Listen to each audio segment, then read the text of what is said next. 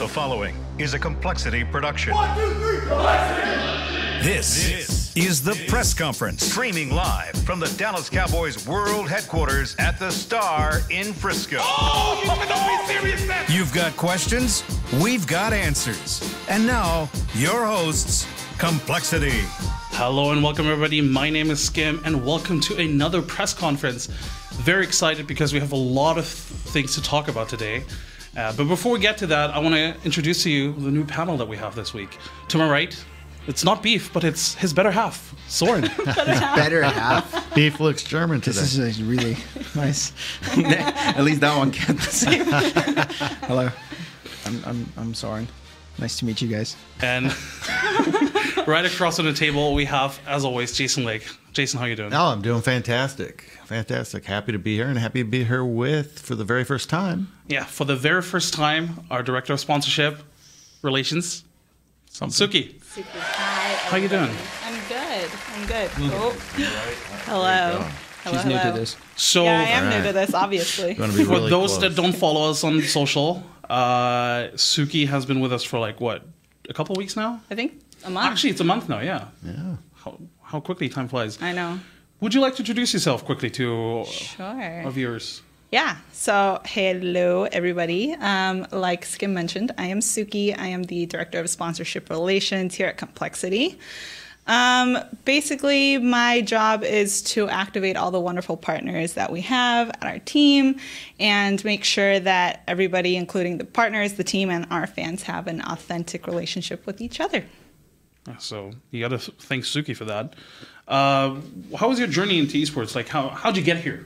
How did I get here? Well, so basically my love for esports started back in early 2000s in Korea. I was born in Korea, raised half the year in Korea, half the year in America. And when I was in Korea, I basically really got into StarCraft in the early 2000s. And so I was a big fan of Boxer. And so that's how I really started my love for esports. But I didn't really start working for esports until I think like 2 or 3 years ago when the 76ers actually brought me on as their esports business development manager for their esports team, Dignitas. But then now I'm here, basically. Yeah, we're excited to have you. Even more excited considering, the announcement that we're going to get into now, because this is a really huge thing for all of us. Absolutely. Jason, do you want to take it away, actually? Sure, I'm happy to. We've made no secret about the fact on this show that we've been building a pretty cool headquarters. And by the time this is released, it will have been announced that it is the GameStop Performance Center. And we're super excited to be partnering with GameStop as the naming rights partner, and we've got a lot of really cool stuff planned with them. And it's really cool to be with a partner that's synonymous with American gaming and has been doing it for a very long time. For years and years. I wish I could count how many times I walked into a GameStop, and actually way back in the day, when I was, IDing potential partners for compLexity, GameStop has been on that list for a very long time. So everyone in the organization is really excited. Huge shout out to Daniel Hertz, our CRO, who did the vast majority of the legwork and salesmanship on this transaction, and we couldn't be more happy about it. Oh. Suki, I think I'll leave the floor to you now. I think most people would be curious to see, what does this now mean for the fans, basically, or what does this partnership entail? Yeah. So GameStop is a really interesting partner for us, right? We're both located in the Dallas area, so we're practically neighbors. And as Jason mentioned, both really historic brands. We've been seeing how the gaming world in America has been developing for years and years and years now. And so we're really excited to take the next step together and see where we can take gaming to the next level, basically. And there's a lot of different ways our partnership is going to achieve this, right? So we have clinics coming up, summer camps, we have tournaments, hopefully. And so it's not only going to be just about us as a team and a partner, but it's going to be including the whole community of gaming in Dallas as a whole. So really excited about that. As for fans, there are multiple, exciting things for our fans as well. So first of all, relationship with the publishers. GameStop has had a really long and deep relationship with a lot of game publishers, and that will be really exciting for our fans because they will get to, experience early releases for games, and our players will get, firsthand on new games, and then they can teach our fans can interact with our players in these new games. And all that. So that's one of them. Another is basically, like I mentioned, the clinics. We're going to start off with online clinics and then hopefully move on to live clinics. We're going to be doing Fortnite clinics, Madden clinics, maybe Dota clinics in the future. So it's going to be really exciting for the fans to really know and how to improve their game from our pro players. And then finally, I mentioned that we're both a Dallas brand, but GameStop is also all over the country with 5,800 or more stores around the country. So, we'll get to see and interact with our fans, not just in Dallas, but all over the U.S. And I think, as you mentioned, this is really cool for the fans. Like, as you mentioned also, Jason, like, who hasn't been to a GameStop as a gamer, right? Who hasn't been to a GameStop? So this is really exciting. And stay tuned to our Twitter. Stay tuned to for all the future updates coming for the HQ, but also all the activations that we have coming with GameStop. Absolutely, and we've released a GameStop Performance Center landing page. Make sure you stop by and check that out, and you can see a little digital overview of what the headquarters is going to look like. And as we kind of slowly release more and more information, we'll continually update that. This is kind of a very basic overview, as we want to be able to present the fans with some really cool insights into how the headquarters was made and what it looks like as we continue to build it out here. And it's going to be really exciting. The current planned ribbon cutting is going to be in May. We hope to be in the HQ towards the end of April if everything goes smoothly, and give us a little bit of time to get everything up to speed. So very exciting time around here.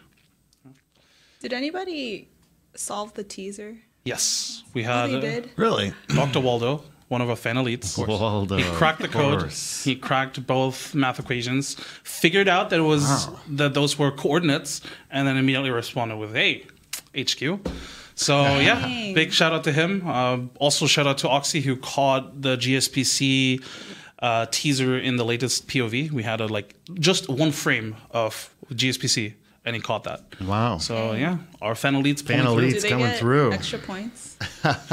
if they stay until the end of this episode, they will. Oh, my God. All right. Let's move on to another big topic that we had coming up last week. Jason, I know this is dear to your heart. CS, obviously, our team. We've made huge changes. So we've officially announced Sick as the 5th member of our team. Do you want to walk us through that?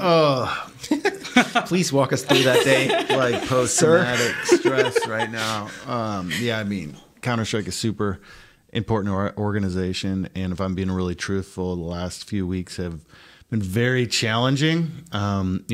We went quite a while not knowing if Jordan was going to stay. The invitation was definitely there. He has some other things in his career and his future that he was analyzing, which kept taking longer and longer and longer. And we had the EPL roster lock that was coming up last Friday. So there is quite a bit of stress in looking for potential replacements while not knowing if he was going to stay, how that would look like, what would buyouts look like. We can only change 2 of the 5 before the major to keep our slot. Like, we could do whatever we wanted and requalify. But we're trying to figure out what this team and this roster is going to look like. It's been incredibly challenging. And in the meantime, we've had Rick in Canada because his visa is taking forever, and we're having struggles there. Jordan was playing from California. So the team is not together to properly practice right now, and the results have kind of been showing it. We've gotten the notes here. Lost 2-0 to Furia. And then for the DreamHack Masters Dallas qualifiers, a very important event to us because it's right down the street. We really wanted our team to be there, and we lost 2-1 to Envy. The new roster was Sam, who's been kind of around our organization, and Android, who was around our organization a long time. So that was a really bitter loss. Not only not to make the Dallas event, but to lose to a couple guys who have been, around us. It was difficult. So while all this roster stuff is going on, while all this, uncertainty and stress has been going on, while we've had players in multiple locations, which is certainly not ideal, the team has been underperforming quite dramatically, and it's been incredibly disappointing. I was talking to Matt, their manager, today, and I said, honestly, for like the last 3 weeks in a row, I think there's been at least one piece of news or one update that has soured my day almost every day for 3 consecutive weeks, and it's on my last nerve. That's why Soren laughed when he said, "You want to give us a Counter-Strike update?" However, on a positive note, knowing that Jordan is going to move on, we needed to find a replacement, and we're pretty confident we've got a good one.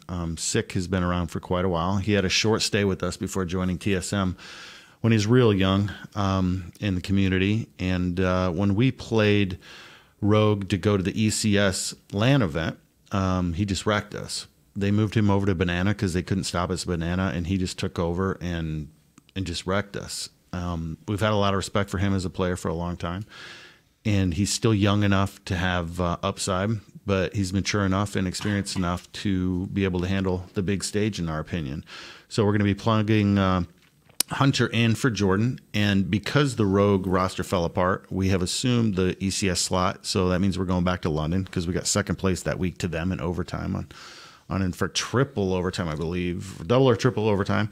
So because that team can't make it, being second place that week, we automatically qualify. So it's cool. I went to London twice last year. It looks like I might be going back again this year. Not certain yet. So that's kind of where we're at. It's been a lot of difficulty, but we're optimistic. Still working on Rick's visa, which has been incredibly challenging. I feel like every week on this show we talk about visas and the problems that we're having. Super frustrating. But we're going to stay optimistic. We're going to push forward. We think he's going to plug into the lineup pretty smoothly. And he's coming already this coming weekend. I believe he's driving down with his father so he can have a car here in Texas. Then we're going to fly his dad back. That's the current plan, at least. And we're very excited to play with him. I think he could make an impact right away. I think he's got a lot of firepower, and we're excited about the possibility. Then last thing for CS, which I think has been my highlight for the last couple of weeks now, Through the Smoke. I love that series. Dude. I know you do too. Yeah. I assume everybody watched the latest episode? For sure. What were your thoughts on it? Yeah, I mean, I think our content team is one of the very best in the business, not just for a team-based organization, but any esports organization. And, since Cam has come on, they've really stepped up their professionalism, a lot of internal mechanisms to produce timely content, to produce higher quality content, a lot more organization. So hat tip to Cam and to Zach for really, building out this part of our company in a really intelligent way. And I think, the content speaks for itself. There's been a lot of really cool Counter-Strike content over the years, including a lot of it that we've produced. But I think this series that kind of follows the team around and really gets in their heads between matches and what are they thinking in different times is really well done. Huge shout out to Sean Doe, who's a one-man crew when they go to Europe. Photography, videography, B-roll, the works. He does a fantastic job. Shout out to the editors, Marco and others who've contributed to the project. I think this week's episode when we played FaZe over in Poland is one of the better pieces of content I've seen in any esport for quite some time. So really enjoying it, and huge props to the content guys. Unfortunately for fans of the series, this episode was a sort of mid-season finale. I think we're going to do one more. I think we're going to do an update episode, kind of saying where things are, and then end at mid-season. But we'll see. Maybe you're more updated than me. Yeah, we shall see. I guess it's a little bit of a surprise then. I think we're going to have one more episode, kind of update the addition of Sick, talk about where the team's currently at, and then there's a little lull, in the action. And plus, like I said, we've got people spread out right now. That'll probably be the mid-season, but we'll see. This was mid-season finale part 1. That's part 2. That's it. Yeah, that's it. That's it. Thanks for the safe, Suki. You're welcome. Let's move on. Dota. I'm still here. The reason why this guy's here. Yes. Yeah, Dota. We've had last week. We mentioned positive visa news for once. Although I say that, Soren, why aren't they positive anymore? Because his passport is stuck in the U.S. Embassy in Frankfurt. So basically, what happened is we were his visa was delayed. We got an RFE. We discussed this on the show for more a evidence. bunch of times. Yes, I'm just at this point. I'm assuming everyone that probably everyone that watches the the show press knows conference what is RFEs basically a are visa now. expert. Yeah. So Visa conference. we got an RFE for him. So we decided to take our talents to Europe, to Frankfurt, to the same facility that Csgo boot camp before their major in Katowice. Yeah, we sent the whole team there to practice. With Yes, because that was the one country that Adam is allowed to be in as a Malaysian citizen. He's not allowed to be to go visa free or visa waiver to Canada, but Europe you can stay for 90 days, I think. So we flew him in. We flew everyone there. We had a little boot camp, and the assumption was that he's going to have his visa by the time we all fly back, which looked fairly promising at the start because he had his appointment on last Monday, basically. And since then, his passport is in the embassy and no one can give us updates on what happens there.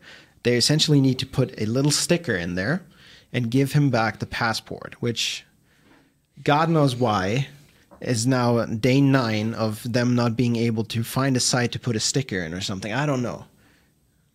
But yeah, so Super frustrating. He's the frustrating part is that the logistics of all of this is that he's in Frankfurt right now. We want him to be in Frankfurt or in Stockholm for ping reasons, and we're losing our facility in Frankfurt because another team has booked that place. We already extended it 3 times. We're losing it on the 29th. On the 30th, we have our open qualifier or closed qualifier for the major, which we're going to talk about a little bit later. And he's not allowed to travel. Like, he's basically stuck in Germany. Yeah. So we're currently frantically looking for boot camp places in Germany, which thankfully it's a pretty developed country, we might say. No bias. So we're trying to figure that out, or just hope that he gets his passport, which, as our lawyers say, can take up to 60 days because it's an administrative review process. So TI 10, he might be in America. Yeah, basically. If we're optimistic. Basically. But yeah, you alluded to the big things coming up for Dota team, disregarding the fact that he's playing from Europe, but we have the major qualifier coming up this weekend. That's true. We do. With him playing on like 90 ping or something. It's not the end of the world. 90 is actually okay. Adam actually can play with that. He's made that very clear. The issue is more the sleep schedule. Because I think our last game, if we go to the decider, which we always do for some reason, we always play every match we can. That would start, I think, at 7 p.m. here. So 4 a.m. over there? something like that. I think it's 6 hours. Oh, yeah, it's Right just 6 now. hours, yeah. It's 6 hours for the first day. It's 7 hours for the second day. Just letting you Daylight know of this one. savings. So yeah, he's struggling a little bit with his sleep schedule because he needs to play scrims with us, play the open qualifier for ESL Birmingham right now, which is going to last late into the night as well. And then he needs to be awake by 8 a.m. because the embassy opens and he might get an email or a call or his passport, God forbid. But yeah, that's kind of his situation. And that's a lot worse than the ping. Yeah. We wish, honestly, he's been a trooper this entire time. Like, he's been through hell, honestly. So a big shout out to Adam. Very unfortunate. But yeah, they're currently playing the open qualifier for Birmingham, right? Yeah, as we record this, I think we're 40 minutes away from our next game against, I don't know exactly who. Right. It's the last BO1 of the bracket, and after that, if we win, we face Solotl or the Jaren stack, Monkeys Forever stack, for the spot in the close qualifier for Birmingham. I mean, we are an ESL team. That's true. We've established that. That's Our true. Dota team is an ESL team. We've attended virtually any ESL event that existed. That's true. So Including Mumbai soon. yeah. So knock on wood, but I'm optimistic. Don't think that's wood. I was going to say. That's it for Dota. I know there's another topic though that's really near and dear to your heart. Yeah, we get to talk about card games. Card games, your forte. MTGA, Magic the Gathering Arena. Yes. The big one, the Mythic Invitational. Tell us about that one. So it was announced, I think, it was teased or hinted at. You caught it earlier than me, like 2 months ago, with Wizards of the Coast saying that they want to go big in esports, and this was kind of their first project. It's a $1 million tournament hosted at PAX East, which with I think half of them are like streamers invited, a quarter of them are like pro players from like Magic Hall of Famers and all of those big guys, and then a couple of them qualified through the ladder online, and they're all going to meet in Boston. Is it proper Boston actually? I don't know about that. You're from that area. You should Yes, know. it was it's in proper Boston, Boston. So they all meet in Boston and play for the big price. Merchant and Amazonian for us are going to be playing. Alias is going to be casting. Noxus, I think, was supposed to be there, but with the arrival of his second child, life has certain priorities. As the one father here, you can Changes everything. yeah. So he has. I think it's a month ago that he got his second child. So he's staying behind. And watching it, hopefully, as one of our players wins, even though they're having very hard pass to the final or even like the top 16. I was told Merchant is in a really tough group. Merchant is facing, I think, Seth. From what I heard, Seth Manfield. 6 out of 16 people are Hall of Famers. Yeah, he's in Group C, and he has 6 Hall of Famers, Magic Hall of Famers in his group. And I think with Savitz, I want to say Savitz is in his branch of the bracket, is one of the better streamers as well. Someone that is known from Hearthstone, someone that is known from Magic. I know from Auto Chess. Auto Chess, there you go. That's the one. That's the real card game here. Thanks. There you go. But yeah, Amazonian faces Legend VD from Belgium in the first round, so she got a little bit of an easier draw, if I might say so.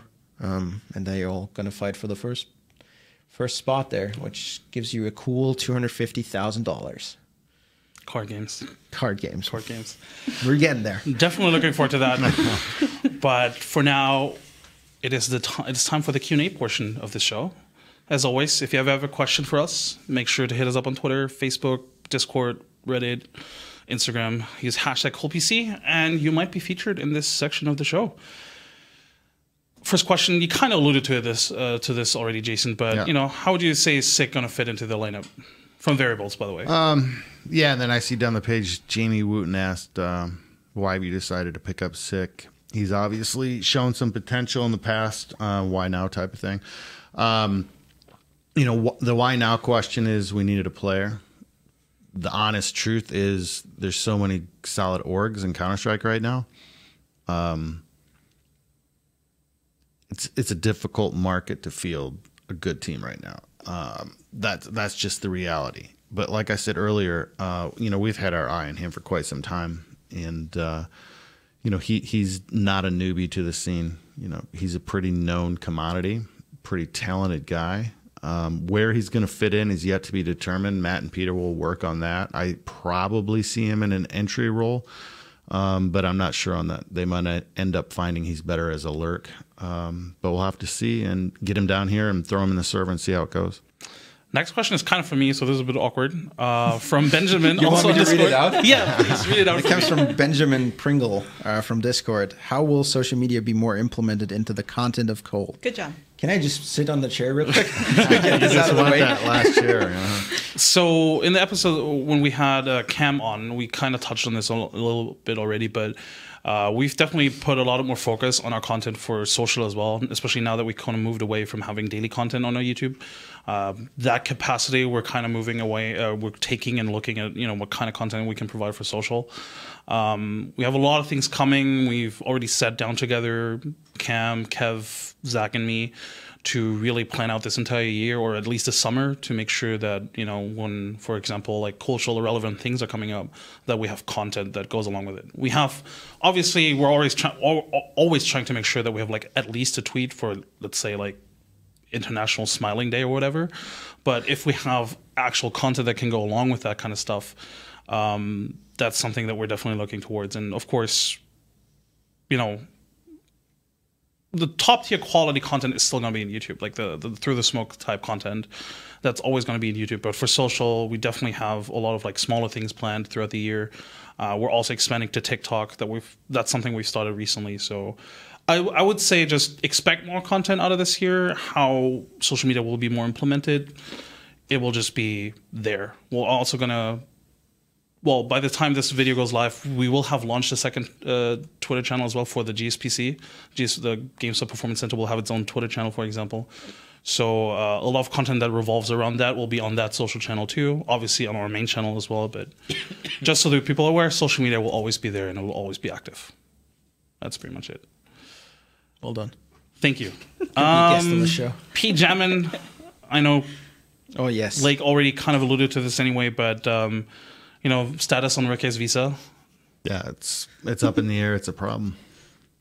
I'm losing my mind. There's that. Jamie Wooten also wondered, Suki, what does your day-to-day working routine consist of? That's a good question because there really isn't a routine. It's different every day, depending on what I have going on. But basically, generally speaking, I have a set of, you know, obviously assets that I have to deliver, or as a team we have to deliver. So my job is to make sure and, you know, go through my to-do list and make sure like things have been delivered, or if I'm waiting on something from anybody on the team, I make sure to follow up with them via email, or I just go bust into Soren's office and yell at him for like 5 minutes. It's fine. So it's a lot of like project managing, I would say, and a lot of organizing would be my basically working routine. But yeah, like other than that, I, you know, also serve as a day-to-day contact for our partners. So a lot of emailing, a lot of phone calls, a lot of following up, a lot of yelling at Soren to get his job done. I'm just kidding. Yeah, a lot of casual esports observers might not understand, like when you sign a big sponsorship deal, there's what are called deliverables, right? Well, first and foremost, back up a little bit, there's a relationship there. And maintaining that relationship and having proper communication is mandatory to really fulfilling the term, the spirit, and the contract. So when we're so busy running around dealing with esports visas and players and everything else, we need really talented people to make sure that the incredibly important partnerships we have as sponsors are well maintained.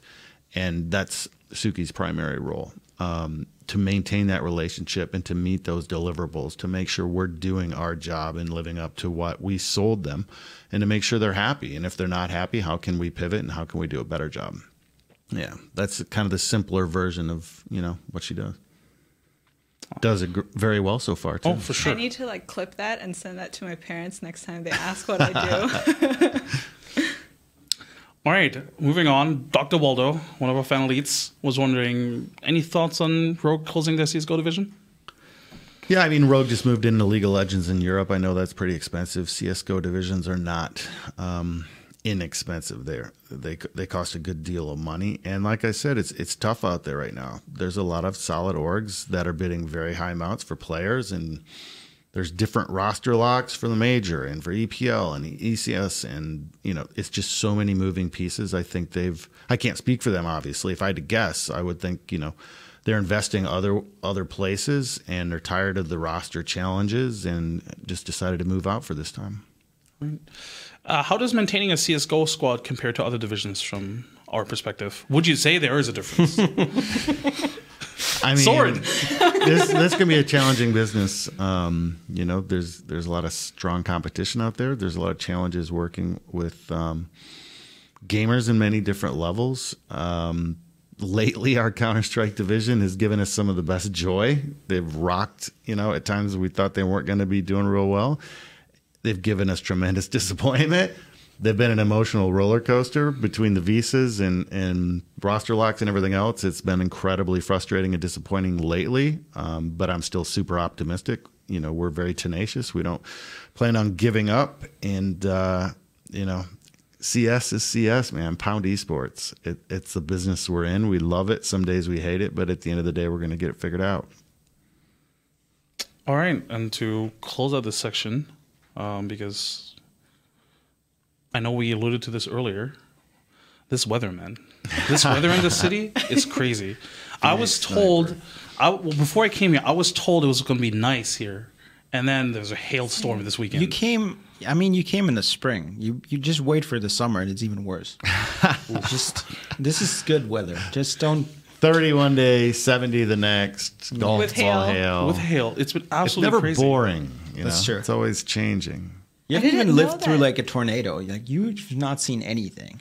Yeah, I told him the other should day, I- wait till the tornado sirens go off. We'll grab they the did. cameras. They and did. Should I expect Oh, a did tornado? they? Yeah, it Plano, did go yeah, off. they did. Yeah. They didn't It up at my did. Yeah, house. on Saturday, I think. There you go. Should I expect a tornado this year? There you Yes. go. Probably. Damn. Yeah.